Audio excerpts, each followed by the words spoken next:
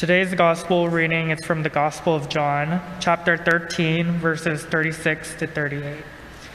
Simon Peter said to him, "Lord, where are you going?" Jesus answered him, "Where am I going? You cannot follow me now, but you shall follow me afterwards." Peter said to him, "Lord, why can I not follow you now? I will lay down my life for your sake." Jesus answered him, "Will you lay down your life for my sake? Truly, truly I say to you, the rooster shall not crow until you have denied me 3 times." Simon Peter followed Jesus, and so did another disciple. That disciple was known to the high priest and went with Jesus into the courtyard of the high priest. But Peter stood at the door outside. Then the other disciple, who was known to the high priest, went out and spoke to the doorkeeper and brought Peter in. Then the servant girl, being the doorkeeper, said to Peter, "Are you not also one of this man's disciple?" He said, "I am not." Now the servants and officers stood there and warmed themselves, having made a fire of coals, for it was cold. Peter also stood with them and warmed himself. While Simon Peter was standing there, they said to him, "Are you not also one of his disciples?" He denied it and said, "I am not." One of the servants of the high priest, being a relative of the man whose ear Peter cut off, said, "Did I not see you in the garden with him?" Peter then denied it again, and immediately a rooster crowed.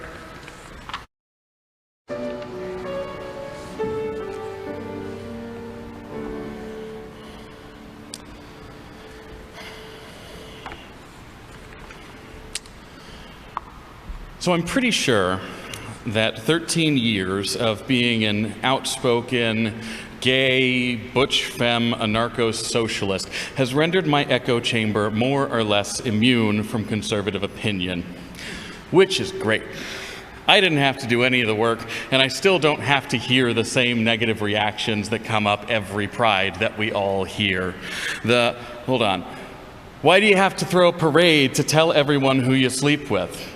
Why do you have to systematically discriminate against me because of who I sleep with? Tit for tat. When is straight pride? Every weekday from 4 to 6:30 on the Mass Pike.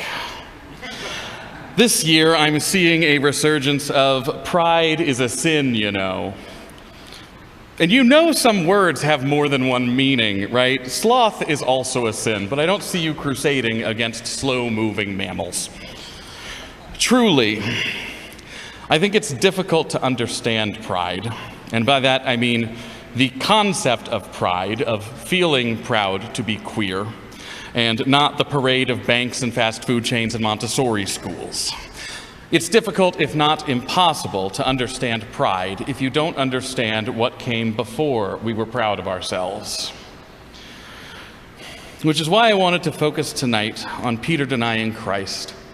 Because I think this story does, in many ways, capture the feeling of the shame of the closet. Peter thought he was so confident, so ready to die for a cause. And then when things start happening, first, Peter attempts to demonstrate his bravery by jumping directly into the violence and cutting some guy's ear off. And I think that's a bluff. Peter, who spoke all this big game about dying for Jesus, now sees that, oh crap, I don't know how to die for Jesus, and this is getting really real now. But he can't back down in front of all of the guys who just heard him boasting about his loyalty an hour ago. So he tries to jump right into the fisticuffs, makes one non-lethal hit, and is immediately chastised for it because Jesus knows this isn't who Peter is.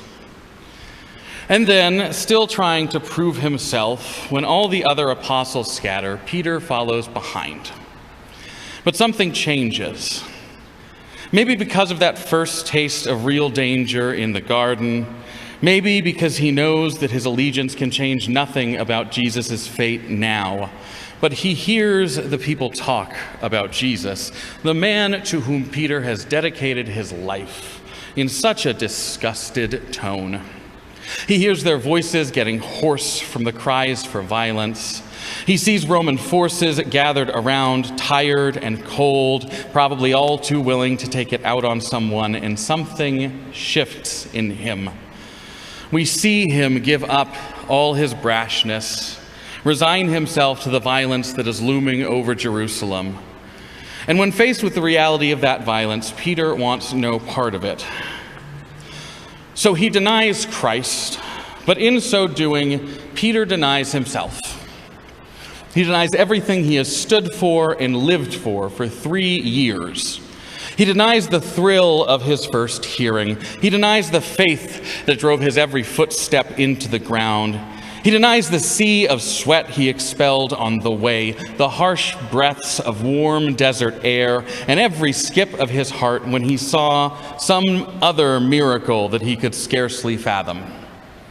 In attempting to save his skin, Peter forfeits the call of the soul that dwells inside him.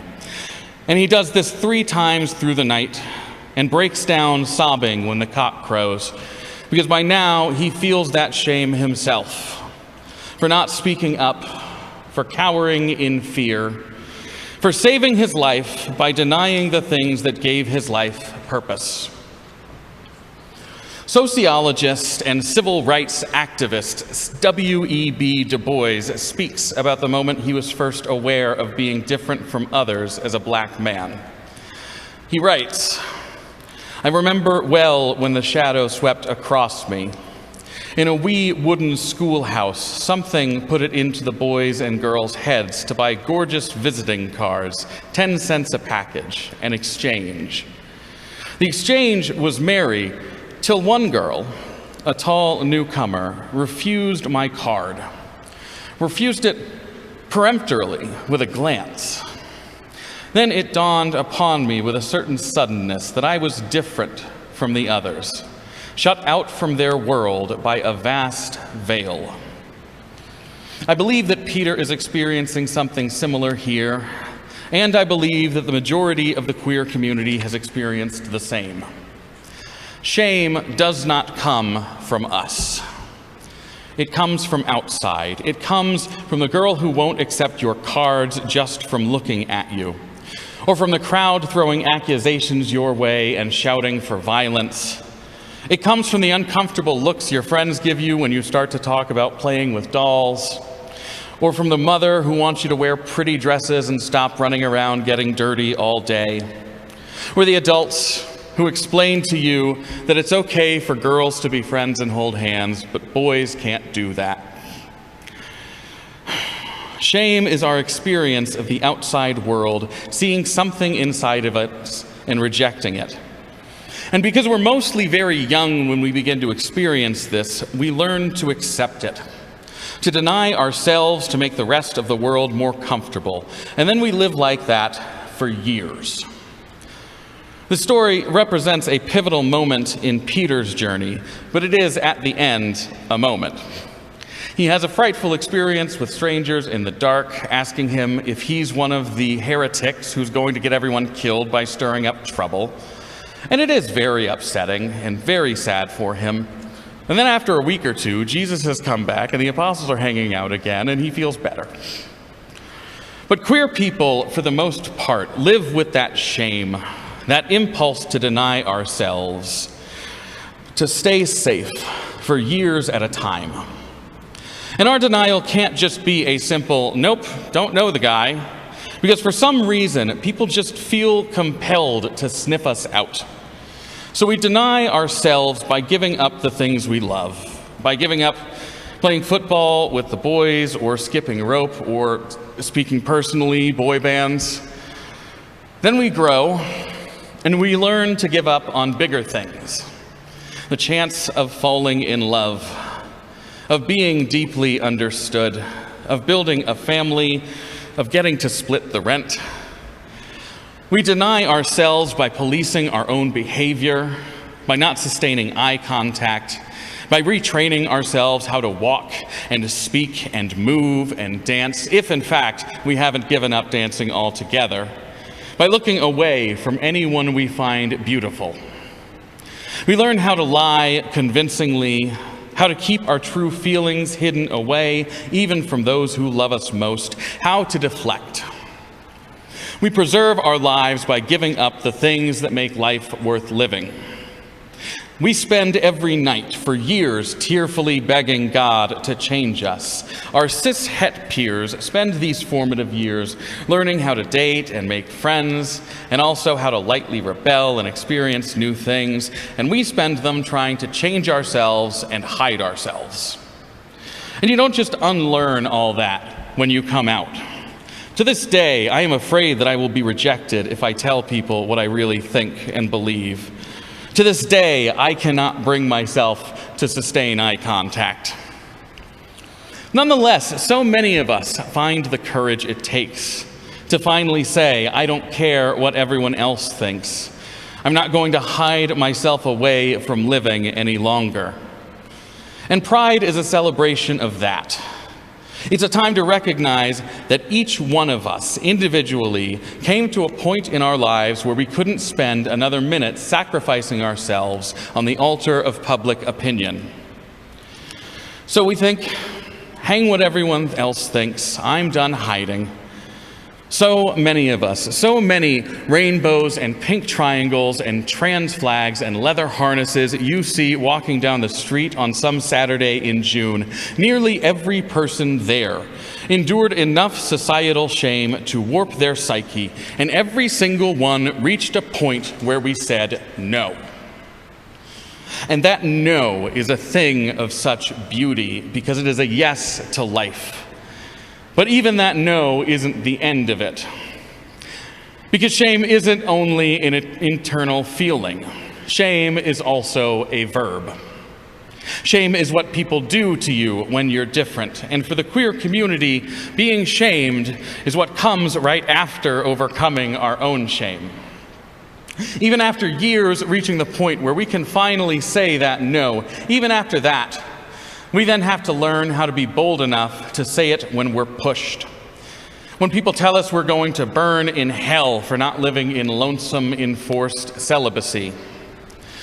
When people call us perverts and pedophiles as if it's the out gays constantly getting caught in sexual abuse scandals and not the straight Republicans. When people spit on us and beat us and scream at us and kill us just because we refuse to hate ourselves anymore. And rest assured, it's about hating ourselves. If you haven't listened to anything I've said so far, listen to this bit. They don't have a problem with you being queer. They have a problem with you being queer and refusing to apologize for it. Just watch. They'll give no end of grief to two women who've decided to enter faithful monogamy with each other. Won't even relent from harassing the celibate queers in their own community who still celebrate their identities. But they've suddenly got an eternal wellspring of patience and grace to show the closeted preacher who's been economically coercing young men into sex while doing cocaine, but then says, "Oh, shucks, guys, sorry about the being gay and all. I'm trying really hard, I swear. Just watch them."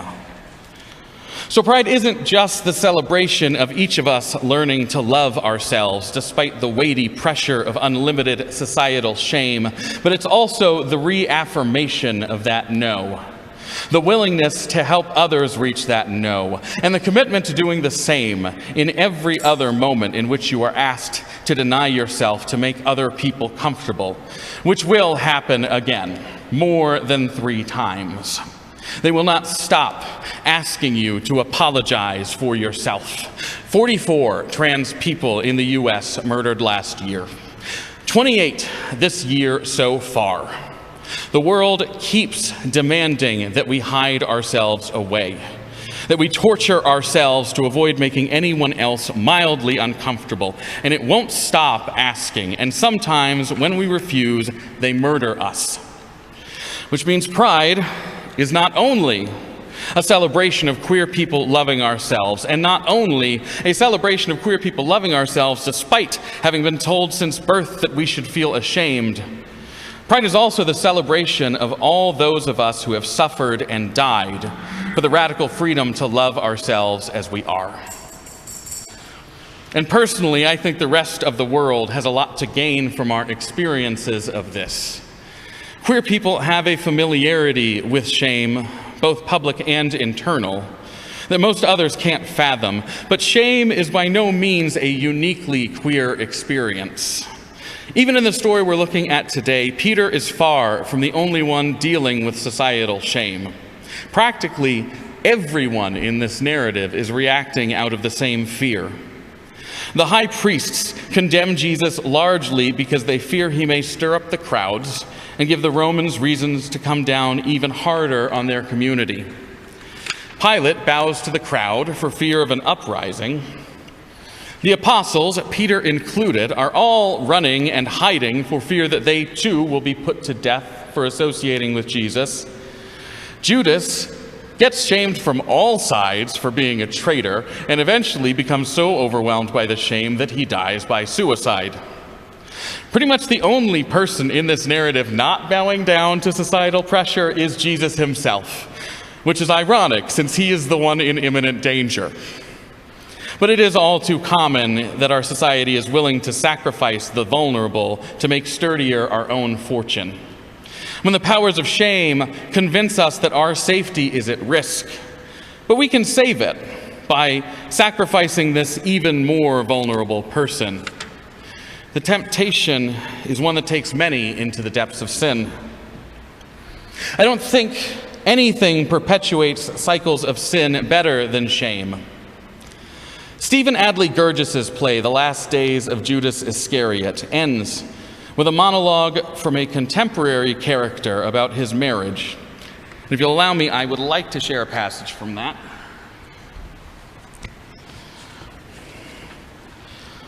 "3 years into our marriage, I took a job teaching at the state college.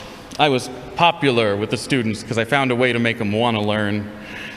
One night, at the end of the semester, they took me out for beers. I ended up having an assignation with one of the co-eds, a young lady named Lucy. And I went home that night, got into bed next to my wife, drunk as a skunk. And I remember before I passed out, I was looking at her.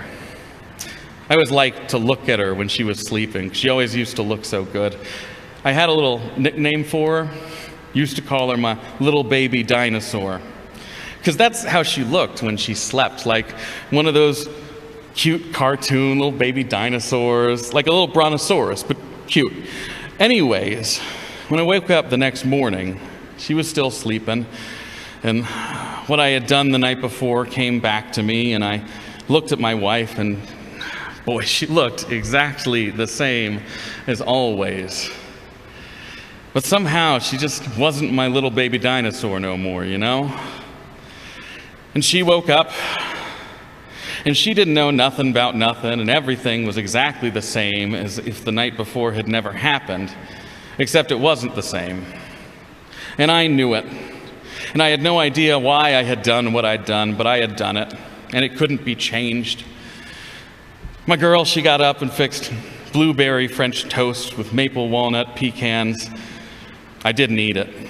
No way I could have eaten it. Nothing was ever the same after that morning.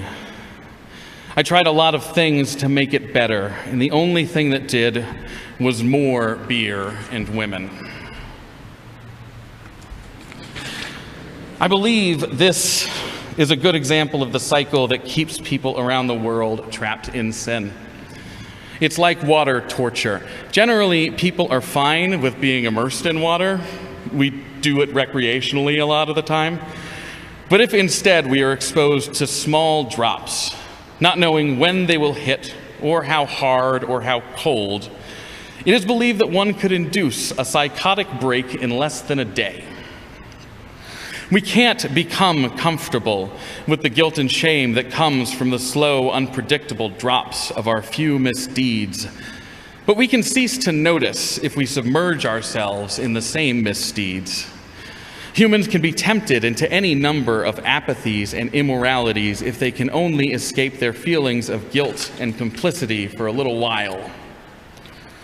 That's why we mistreat the most vulnerable and marginalized in our society so terribly, not to punish them, but to help us forget our own guilt.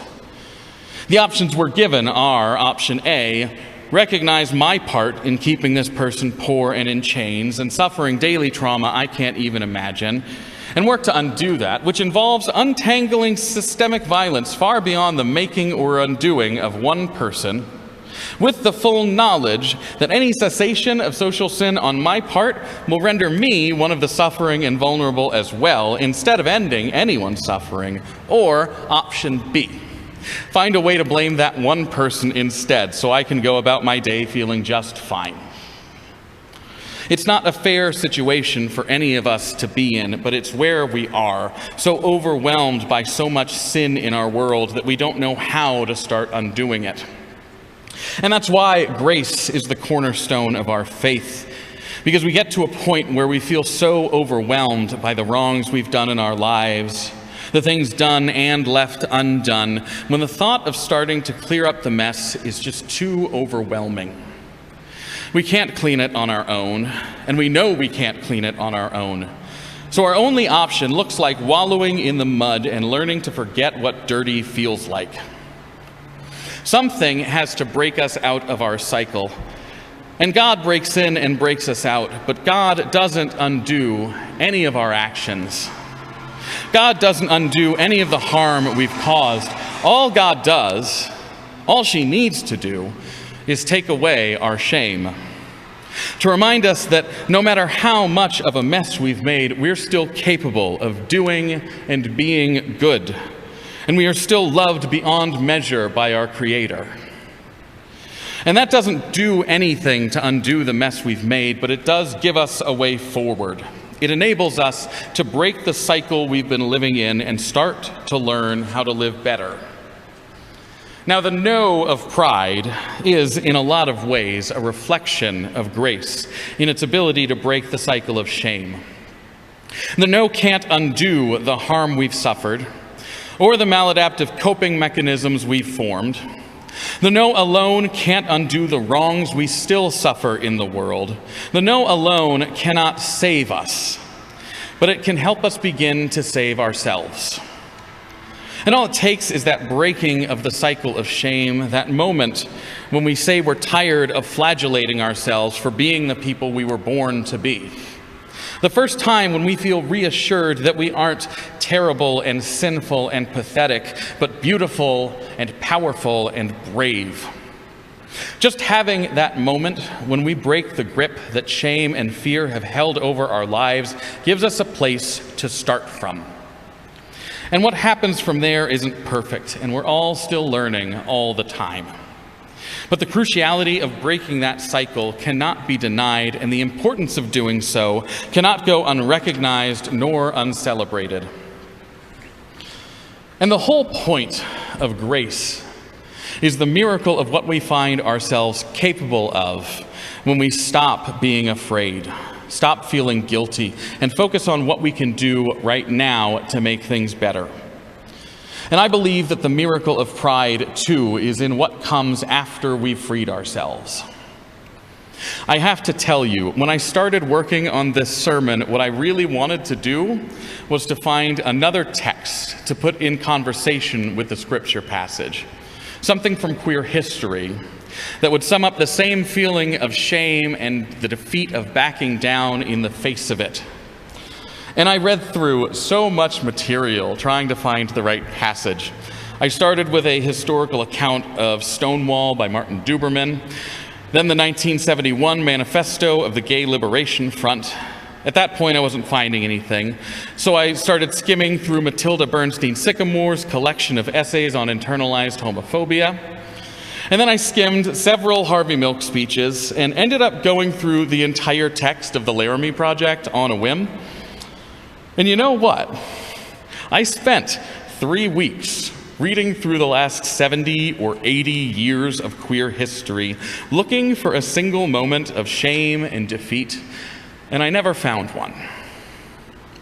Through the formation and small-scale formal protests of homophile movements, the Daughters of Bilitis and the Mattachine Society, through the fierce drag queens and trans women who fought back at Cooper Donuts, and then at Compton Cafeteria, and then at Stonewall, Through the formation of the Gay Liberation Front, arising from impatience with asking nicely for our civil rights, through Sylvia Rivera and Marsha P. Johnson's work with street transvestite action revolutionaries, and again, through St. Sylvia coming up on stage at a 1973 Pride rally in Washington Square, shouting, "Y'all better quiet down," and screaming about how much she had sacrificed for gay liberation only to still be overlooked within the community.